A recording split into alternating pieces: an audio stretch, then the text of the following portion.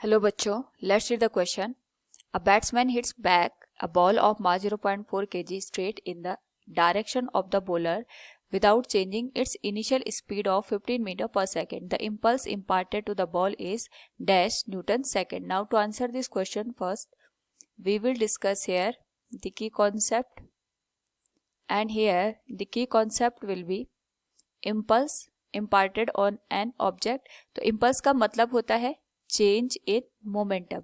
Change in momentum को ही हम यहाँ पे इम्पल्स का नाम देते हैं. और साथ में हमें ये भी ध्यान रखना है, जब हम बात करते हैं मोमेंटम की, it is the tendency of an object to remain in motion. Now according to the question हमसे पूछा गया है, a batsman hits back a ball of mass 0.4 kg straight in the direction of the bowler without changing its initial speed of 15 meter per second.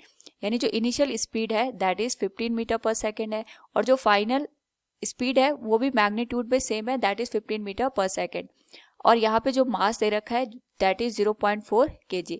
तो यहाँ से जब ball को इस तरीके से थ्रो किया जाता है तो जो बैट्समैन है वो बॉल को हिट करता है और वापस बॉल को इसी डायरेक्शन में वापस भेज देता है. यानी इस केस में अगर हम बात करें, जो हमारे पास वेलोसिटी आएगी वो minus of 15 metre per second आएगी, भले ही उसका जो मैग्नीट्यूड रहेगा वो सेम रहेगा. सो वी नो दैट जो इम्पल्स होता है it is change in momentum, और चेंज इन मोमेंटम को हम यहाँ पे डेल पी से इंडिकेट कर सकते हैं. That will be final momentum M into V minus initial momentum that will be M into you.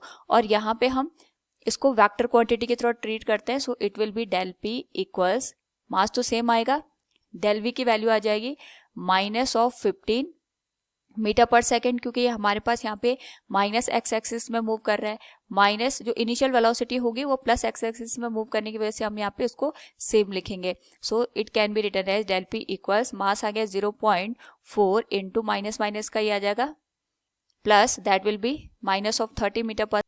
Now अगर हम यहाँ पे इस होल वैल्यू को सॉल्व करें तो वी कैन से जो डेल पी की वैल्यू निकल के आएगी that will be minus of 12 kg metre per second. और इसी को हम यहाँ पे इस तरीके से भी लिख सकते हैं, del P will be given as minus 12 newton second. This will be the final answer. So from the given question we can say here the impulse imparted to the ball is minus 12 Newton second. Hope all you understood it. Thank you and best of luck.